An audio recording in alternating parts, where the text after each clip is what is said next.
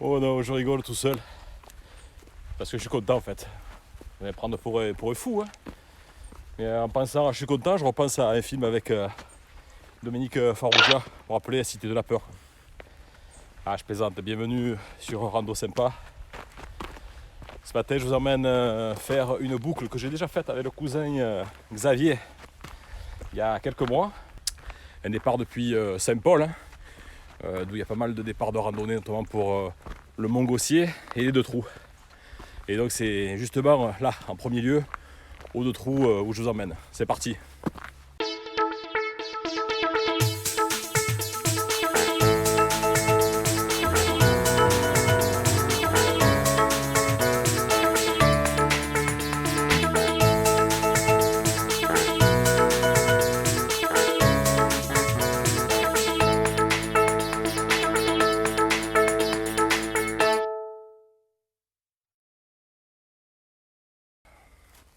Ouais, donc je suis parti depuis le parking de Saint-Paul de Mosole en empruntant la piste forestière AL 218 qui est aussi appelée le Vallon de Saint-Clair, donc avec à proximité le site de Glanum. Et donc pour changer, je vais accéder au rocher des Deux Trous par sa face nord.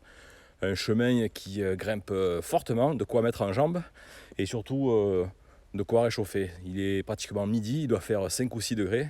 Et là, je vais attaquer ce raidillon qui me mène au rocher de Deux Trous.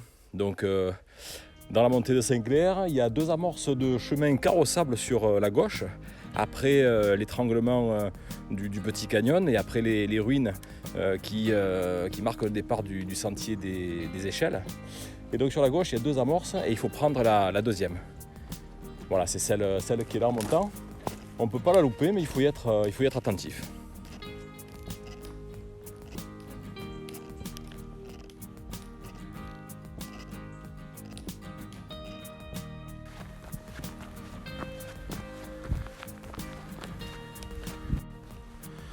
On arrive à une belle mangeoire là.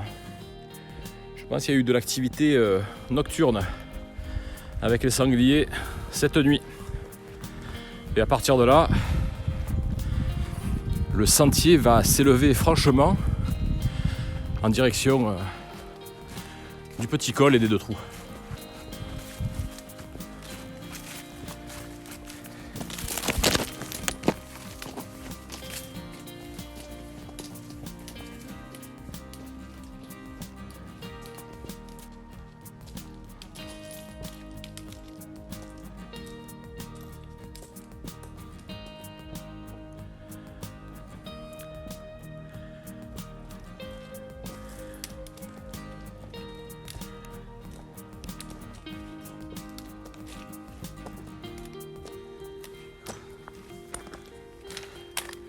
Vous savez quoi?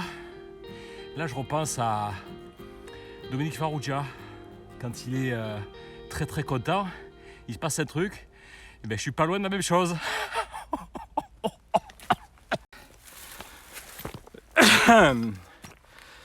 Et bien là, ça grimpe très très fort.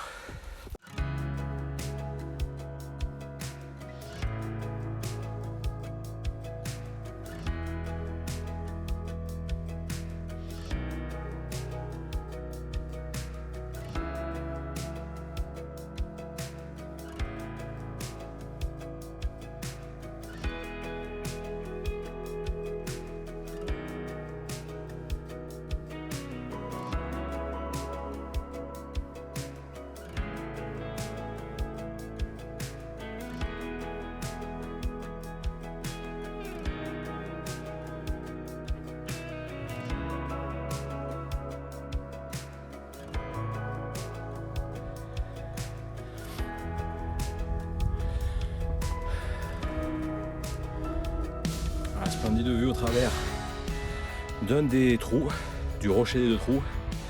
Saint-Rémy un petit peu dans la brume. Et de suite là, c'est imposant, le Mont Gossier. Un peu plus loin, des calands du vallon de Vallampe à Saint-Rémy. Et après en direction de l'ouest, toute la partie ouest du massif des Alpilles. C'est très calme aujourd'hui, il n'y a pas un brin de vent. Il fait frais mais un beau soleil, c'est magique.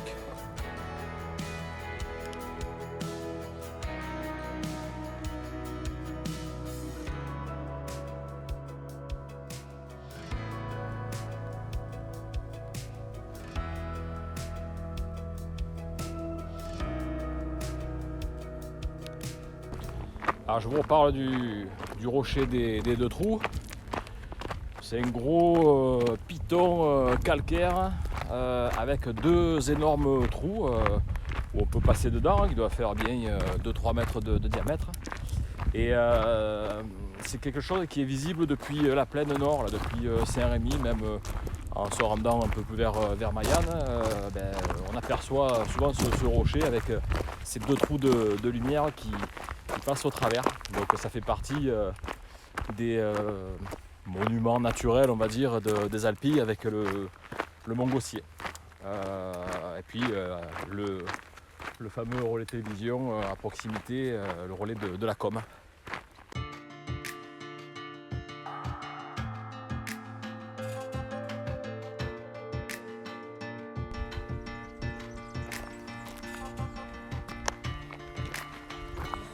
Donc en arrivant du rocher de deux trous, depuis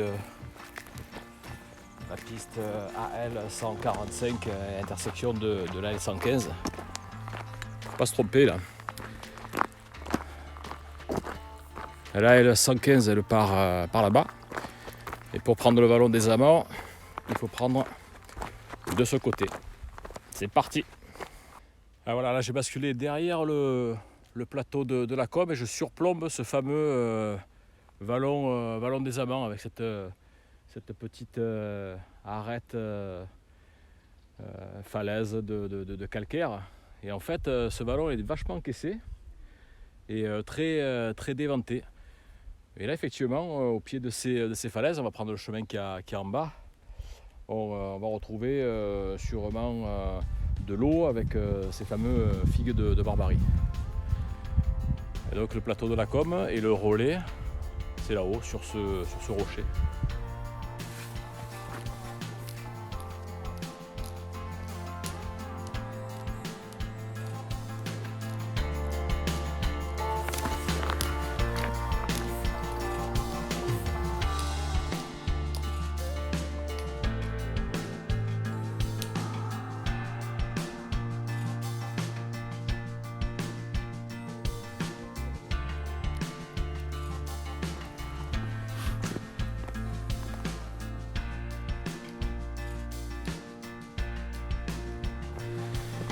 Voilà, donc dans le fond du vallon, le chemin fait une boucle et revient faire face à l'arrière du mont Lacombe.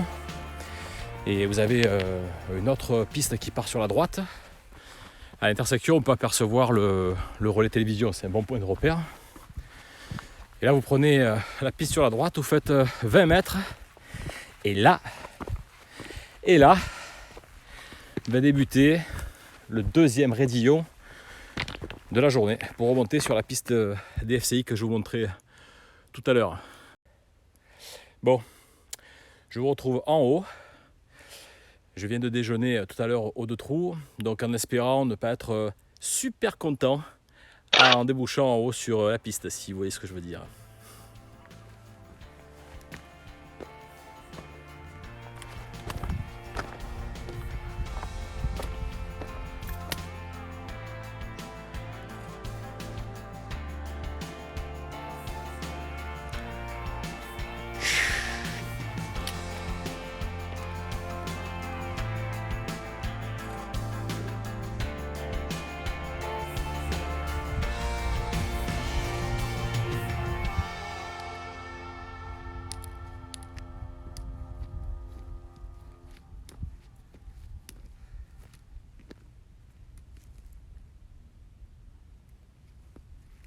Oh la vache! Là c'était raide. J'en peux plus. Enfin, la sortie du vallon des Amants se fait ici au niveau de la citerne 121 sur une piste forestière. Je vous mets le nom en descriptif, c'est la L quelque chose, je ne me rappelle plus du numéro. toute façon, le tracé sera dans la description.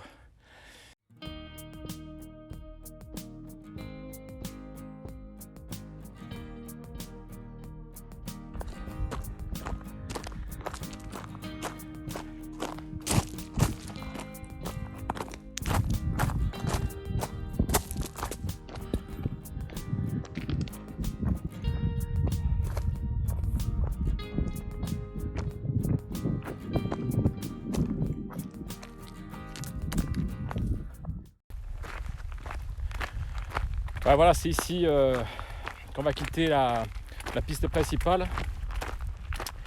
Pour prendre à droite, là, il y a un cairn qui balise. On va monter là sur 20 mètres et après un petit bout de plateau. Et pour revenir sur une sente très étroite qui va descendre sur ce fameux éperon rocheux vers le fond de la suite du vallon des Amants. Voilà, il y a un petit embranchement à pas louper. Là, on rebique un petit peu sur l'ouest. Il faut prendre ce chemin qui est mieux tracé au sol. Vous avez ce semblant de tracé de peinture orange et un petit cairn, donc pas en face, mais c'est par là. J'ai voulu là sur un super sentier. Enfin, moi, c'est ce que j'adore, ça, ces petits sentiers sur des petites crêtes là où on domine en bas le vallon des Amants principalement. Et puis après, il y a plein de petits vallons qui viennent se greffer pour finir dans le godre de Vaupétrière. On verra ça un peu plus bas. Et ici, une petite, je sais pas, un petit monument, probablement pour commémorer un être vivant. Je sais pas si vous êtes du coin, peut-être que vous allez m'en dire un peu plus dans la description. Lulu.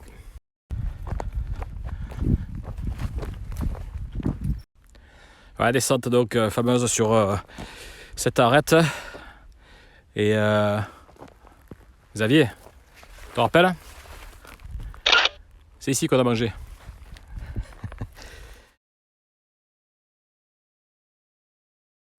Bon là, la descente, elle est vachement raide dans des cailloux.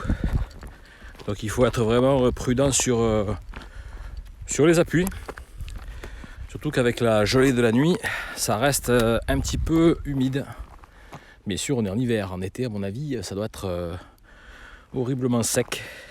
D'ailleurs, pour info, il n'y a pas de point d'eau tout au long de cette rando. Donc il faut bien prévoir 2 bons litres pour l'effectuer.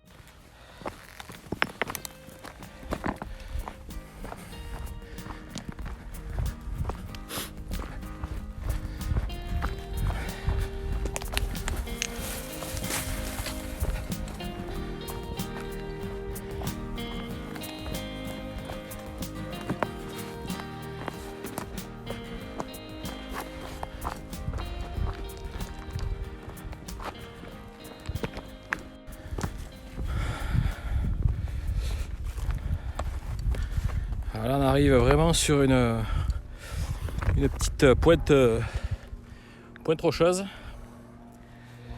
Il y a un semblant de cairn. Bon, mais nous, il faut qu'on descende là dans ce petit vallon. Et là, c'est vrai que jusqu'au vallon transversal, là, celui qui va rejoindre Vaupétrière, il faut peut-être un peu essayer de trouver sa trace. Il y a d'autres cairns, mais je sais qu'autrefois, quand on était passé avec Xavier, on s'était un peu trompé là, sous les chênes, mais bon, on arrive quand même à descendre au bout du vallon.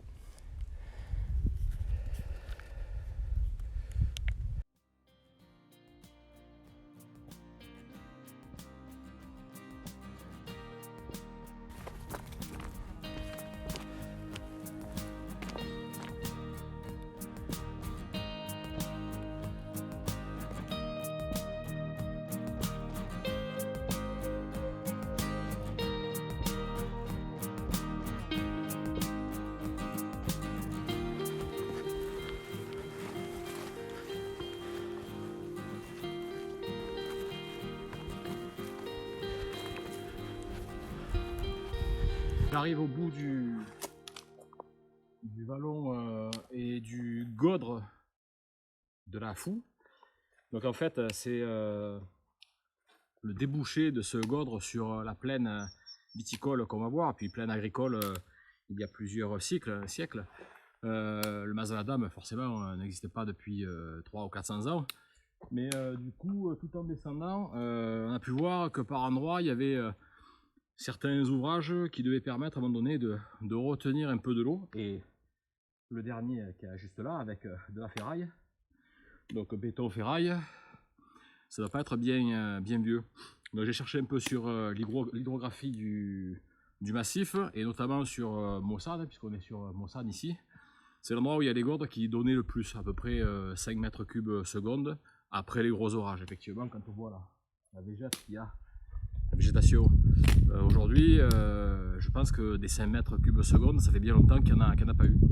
Mais donc, pour pouvoir à un moment donné récolter, je pense que, ou plutôt collecter, je pense qu'ils ont fait un petit peu de ces ouvrages pour après pouvoir irriguer par gravitation les plaines agricoles de suite en bas. Il faut savoir que pour l'irrigation de cette partie sud des Alpilles, Adam Craponne, c'était en 1554, avait projeté et a fait donc une jonction hydraulique entre la Durance et le Rhône au départ de la Roque d'Antero, jusque dans un premier temps à Salon, puis la plaine de la Crau, et après jusqu'à Arles. Ça a mis 4 ans pour se faire, de manière à irriguer toutes ces plaines agricoles. Sauf que pour remonter l'eau, à un moment donné, il fallait sûrement des moulins ou des ouvrages permettant de relever pour revenir un peu sur les contreforts des Alpilles. Donc voilà, la petite histoire de ce vallon donc des Amants au pied de la Combe, qui rejoint pas mal de vallons, dont le Godre de Vaupétrière, pour finir ici sur le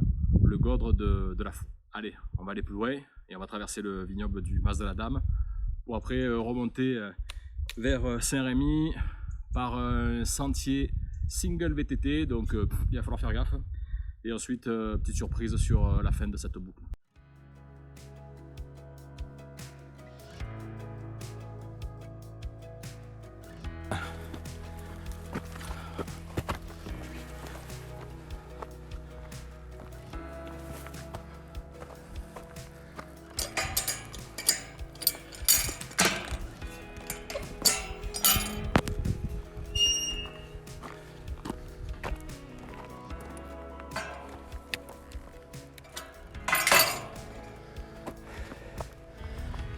Et bien on va voir le vallon des Amants.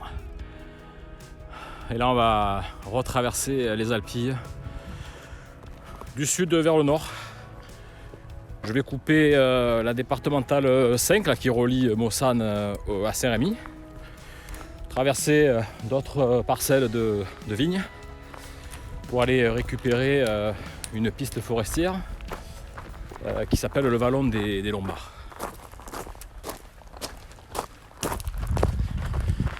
La piste à ce déversoir là, ce petit passage à gué, la piste part à droite, avec une marque bleue là sur le rocher. Et là moi je vous propose de prendre ce single VTT inversé qui monte dans le vallon des Lombards pour aller jusque sur la crête et après basculer sur le versant nord des Alpilles. Donc là, si vous avez l'habitude de marcher avec les écouteurs, ben c'est pas l'endroit où il faut le faire, parce qu'il vaut mieux avoir l'oreille attentive vis-à-vis des VTT qui pourraient arriver à contresens, soit pour hurler, soit pour se jeter à droite ou à gauche dans un buisson. Voilà l'arrivée en haut du vallon des Lombards, avec la sortie balisée par le petit cairn sur la piste des FCI AL 110. Ouh.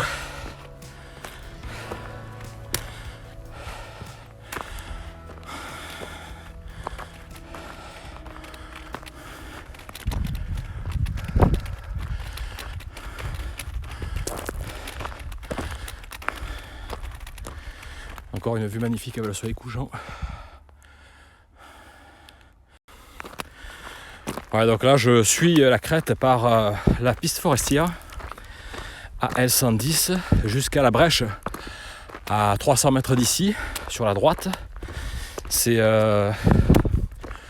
une roche qui a été taillée pour faire passer une piste forestière et on va redescendre vers le barrage des Pérous par une autre piste, la L 112 si je ne me trompe pas.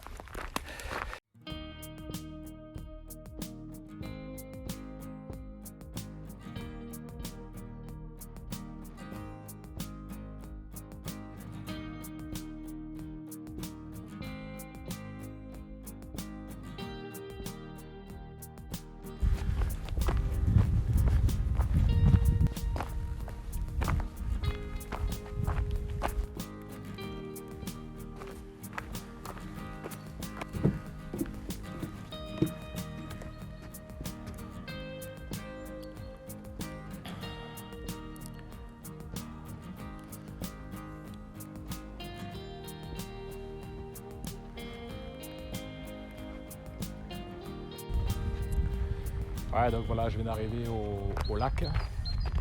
Lac qui est en fait une retenue avec un barrage qu'on peut apercevoir là-bas au fond. Ouais, donc c'est un endroit où l'on peut pêcher. La baignade est interdite parce qu'il faudrait forcément un surveillant. Et donc voilà, un petit coin où on peut venir avec un véhicule jusqu'au parking et puis balader de part et d'autre. Alors on ne peut pas faire le tour complet du lac, on peut aller soit d'un côté soit de l'autre, mais après le passage sur le barrage est vraiment très très risqué, voire même impossible. Donc là moi je vais retourner à Saint-Rémy par la cheminée. C'est en fait le GR6 que j'ai rejoint depuis tout à l'heure. Et une cheminée avec des équipements métalliques, barreaux, qui va nous permettre de repasser vers le site de Glanum et les Antiques pour terminer cette superbe boucle. Allez, encore un petit effort.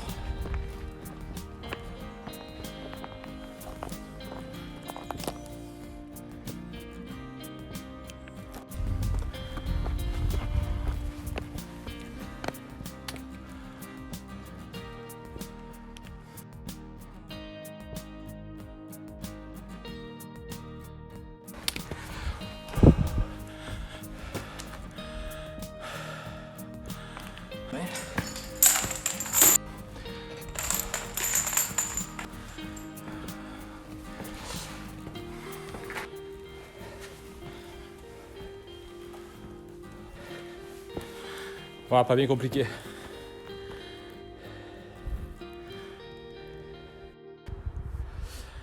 Et bien voilà, sortie de cheminée, je me retrouve vraiment en haut des falaises du lac avec le barrage sous mes pieds. Et donc c'est ici que se termine cette boucle. Enfin pas vraiment, hein. Je vais continuer à descendre pour récupérer la départementale, redescendre vers le site de Glanum et les Antiques pour récupérer la voiture. Voilà, donc un clin d'œil à nouveau à Xavier. Alors effectivement on peut se poser la question, pourquoi j'ai pas filmé quand il y avait Xavier? Mais en fait j'ai des difficultés quand on est deux, uniquement deux, de faire ce genre de vidéo, parce qu'en fait ça me prend du temps et j'ai pas envie de laisser seule la personne avec laquelle je me trouve. Je préfère partager et vivre la randonnée pleinement avec une personne qui m'accompagne. Après quand on est un groupe c'est différent, parce que les personnes entre elles peuvent discuter, peuvent continuer devant moi, ou moi je peux prendre un peu d'avance pour faire mes plans, mais vraiment quand on n'est que deux c'est vraiment compliqué de filmer. Bon, c'est pas bien grave, je fais un petit coucou également à Laure, Margot et Lulu. Et puis bien sûr si vous avez aimé, n'hésitez pas, hein, envoyez-moi un bon pouce vers le haut. Si ça vous a pas plu, un pouce vers le bas, mais vous me dites en commentaire pourquoi. Je vous mets également dans la description le tracé Open Runner ou notre tracé GPX de cette randonnée là précisément. Et puis n'hésitez pas également à vous abonner. Et puis je vous dis à la prochaine. Allez, usez vos semelles.